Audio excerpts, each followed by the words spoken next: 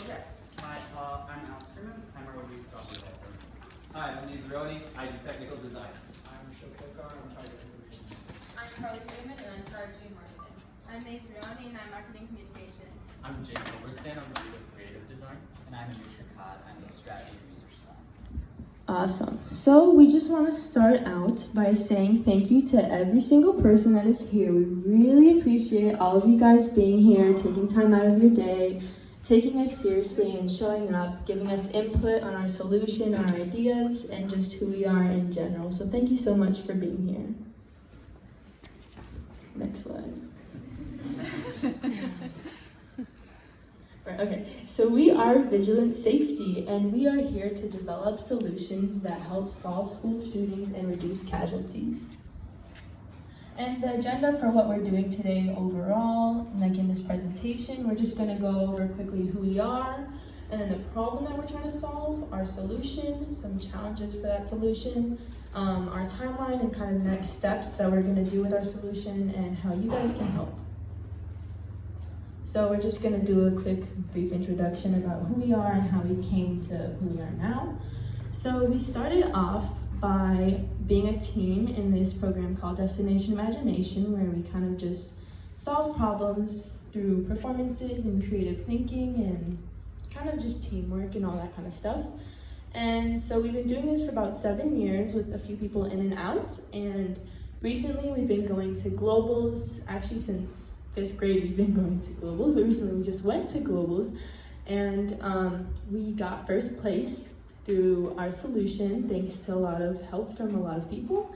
And we also won a Renaissance Award, which is kind of like a shout out to the creativity of our technical design. And as soon as we got back, we got a lot of recognition through the media and through the school board, and so we decided to take it further, and now here we are as Vigilance Safety. Yeah, so a little more about how we got to exactly where we are. We've been maturing this concept for about 2 years now since we started through Destination Imagination. And this summer we really realized that we could turn this into something and make a difference. So we put together and we started our nonprofit organization, Vigilance Safety. And we are a student-led nonprofit organization developing technical solutions to improve school safety and reduce casualties caused by school shootings. And we are contributing to the movement. So as a nonprofit organization, we have assembled a board of directors. One member of our board is Mike Siegler. He has offered a lot of expertise on technical design and how exactly we're going to design our technical solution. We also have Jenny Zeroni, who has helped to organize our team, exactly what we're doing, and she was our team manager for Destination Imagination. We've been with her for a long time, and we appreciate all that she does for us. We also have Tina Hoverston, who has offered a lot of insight on nonprofits and donations, and she's also a mental health advocate, which lends itself really well to the problem at hand and how we're dealing with our solution. We are also currently evaluating 2 more board members, one being related to gun regulation and public safety, and another being related to working with the school board. Here you can see the structure of how exactly we all work in our organization. We've been working together for a long time, and we're all collaborating through the different roles that we contribute that we mentioned earlier. Some of us are working on technical design, some on creative design, some on marketing ourselves. So all of us have really come together to make us what we are right now. Then I'll pass it over to Michelle.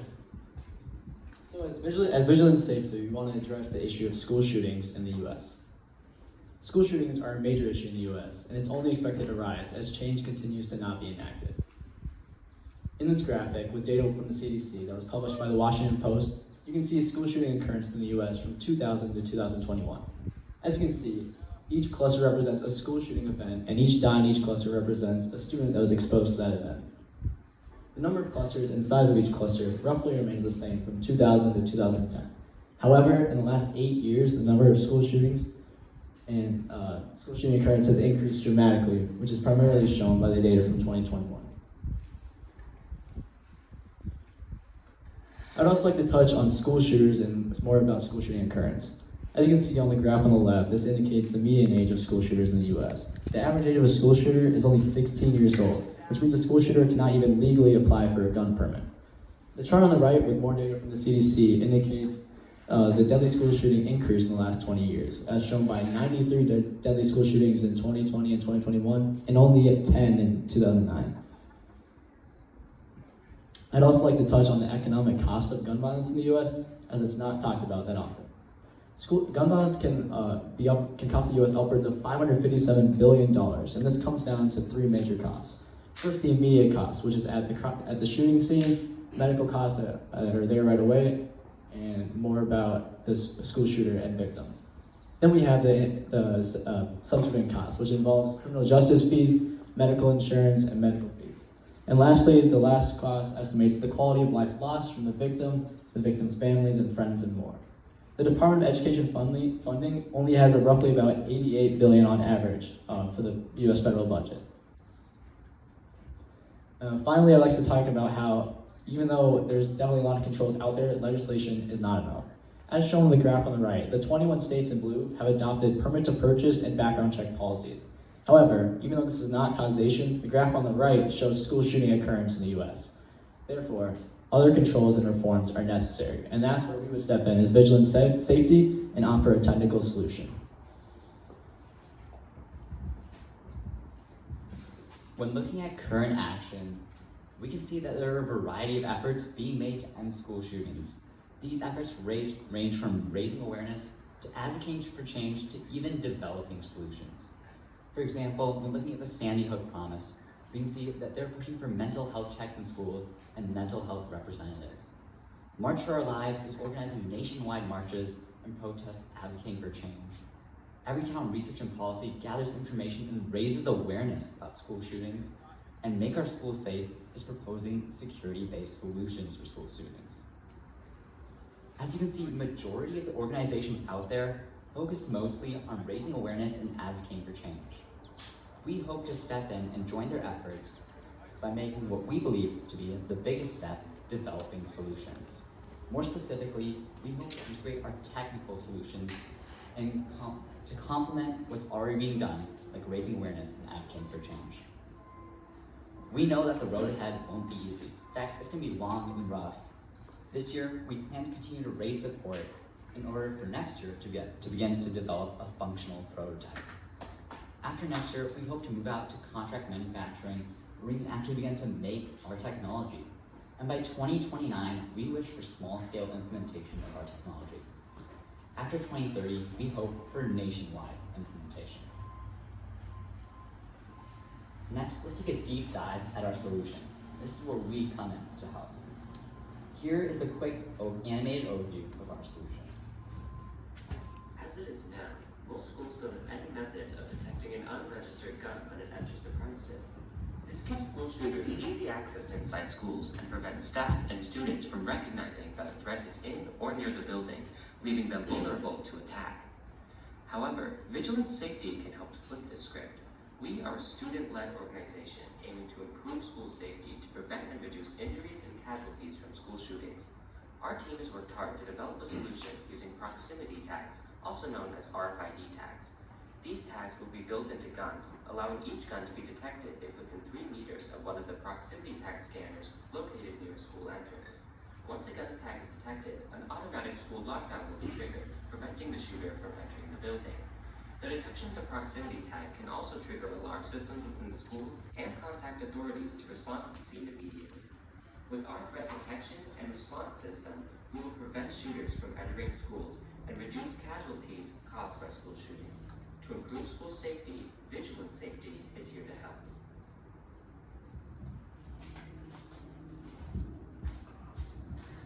So, as you just saw, our solution revolves around an RFID scan, tag, and lock system. So, this means that there will be a scanner inside the school, a tag inside the gun, more specifically the lower receiver of the gun. And so when the tag comes in proximity of the scanner scan the tag and automatically lock the school. So, these tags will be custom and they will be passive tags, which means that when scanned, we will have no information of where the tag is or who owns the tag, meaning we can't track your gun or know who owns the gun when it enters the vicinity. So, we also want to embed these tags in the low receiver of the gun because the low receiver is made of plastic, which makes it difficult to work around the RFID, and it's difficult to obtain the new one. So, in terms of integration, our idea is to put these scanners in the school. And as per FCC guidelines, we're only allowed to put 4 watts of power into the scanner. This means that we'll have a maximum range of roughly 50 meters. But we plan to custom suit the range of the scanner to the size of the school so that it only fits the school grounds. We also want to link these tags or these scanners to currently existing emergency protocol in the school. This would mean an automatic lock system, a PA announcement, or contacting emergency responders. So, our end goal for this project is to have government-mandated RFID tags in all future guns. Now that's a big statement, and there's quite a few drawbacks to that statement. So, we've divided our possible obstacles into two divisions. One is about integration. How are we going to put all of these RFID tags in guns? And second is technical. Will the system work? Does the technology function? So, let's address the elephant in the room, and that is the stop ban, which addresses the current 400 million guns out there. How could we possibly get so many RFID tags in so many guns? And there's also three more obstacles with integration. That is being unregistered guns, which are hard to get a hold of and hard to mandate, 3D printed guns, which means anyone can make their own gun, and currently existing gun laws. Those are R4E, stand with current regulation. So, the way we want to address this is through a 3-phase solution. So phase 1 would mean it's completely voluntary, meaning anyone can go in and say, I want to have an RFID tag in my gun, and we will do that for you. Phase 2 will involve incentives. This can be done through 3 ways. Either an insurance incentive, meaning they can get some sort of insurance premium, a better gun safe, meaning a scanner inside the gun, which can alert the owner of the gun when a gun is taken out of the safe, and collaboration with gun manufacturers to have some sort of swap where the gun manufacturers can give the gun owner an already existing gun with a tag inside of it in return for some sort of premium. And phase 3 would be mandation, whether this be a government mandated insurance where you can get a cheaper premium for if you decide to put an RFID tag in your gun, or straight government mandated RFID integration in the gun, meaning everyone must come in and put an RFID tag in their gun. So in terms of technicalities, there are 4 main issues that we need to address. Gun regulation and performance, meaning does the RFID tag impede on the functionality of the gun? RFID on metal, also known as ROM and the eddy current. Interference, meaning other signals in the air that might possibly connect to the scanner and give a false positive. And finally, tampering, meaning physical attacks against the RFID tag to take it out of the gun or to block its transmission. So, in terms of gun regulation and performance, the RFID tag has no impact on the functionality of the gun. It has no, this will mean that it has no impact on gun regulation, but it will still need a lot of extensive testing. Meaning, can the RFID tag survive the harsh Minnesotan winter or the hot summers? This will simply be done through testing. Secondly, we have RFID on metal, or ROM.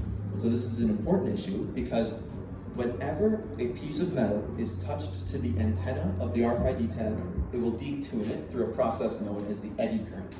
So the eddy current completely detunes the antenna and doesn't allow for the RFID tag to be scanned. The way we want to counteract this issue is through some sort of RF conductive shielding. This is a shield or some sort of physical barrier that prevents electricity from passing, but allows RF, or radio frequency, to pass through completely normally. What we have found is certain polymers, such as flexible absorbent material, or FAM for short, are very good at this. They allow RF to transfer through very easily, but don't allow the eddy current to occur. So physical shields like these is what we need to block the eddy current. Thirdly, we have interference. Interference means how do we stop other frequencies operating at the same level to stop from connecting to the scanner. And what we have found is that RFI filtering is the best and most practical way of doing this. This is a completely passive object that simply sits on the RFID scanner and filters its frequencies to only wanted frequencies that we know the scanner and tag are both operating on. And finally, we have tampering. Tampering, being physical attacks against the tag, has no real solution. We can just make it very difficult to do. We can do this through shields or blocks that block the tag, such as some sort of resin that is RF conductive, and strategic placement in the gun, such as the lower receiver. That being, if someone attempts to make a physical attack and accidentally ruins the lower receiver, now the gun is unable to function. Alright, so here are our timelining goals looking into the future for the upcoming months. First off, today, thank you so much for coming to our event, August 18th. This event was ideally made for raising awareness, which we are doing now, and looking to collect donations and funds, that way we can fund our technology testing and design. In the future, we'd love if you guys could come and support us in the Plymouth on Parade March, which is September 17th. We will also be doing a little design integration plan and some also social media promotion in September. Looking forward, we'll have more fundraising events and continuing our prototyping and testing as well. We also are looking to promote ourselves through social media. Our website, which is vigilance-safety.org, is accessible on both our Instagram page, and there are a couple QR codes that you can scan to get there as well. We have our Instagram at Vigilance Safety and our Facebook Vigilance Safe. We will use our social media to promote ourselves for future events and for what we're doing based on testing and other timeline events. Here is how you can help for raising awareness, donations, and support. We would love your support, so if you guys want to pull out your phones and try and scan this QR code, this brings you to our support page on the website. We will also have other QR codes on the tables and that sort of thing, so you can scan it on your own time as well. Thank you so much. Vigilance Safety, thanks you for being here. We will have a couple tables. One is for technical development, so if you have questions on technical, there's also a model that you can see working. We also have another table if you ask questions about what our team is about, that sort of thing as well. Thank you for coming.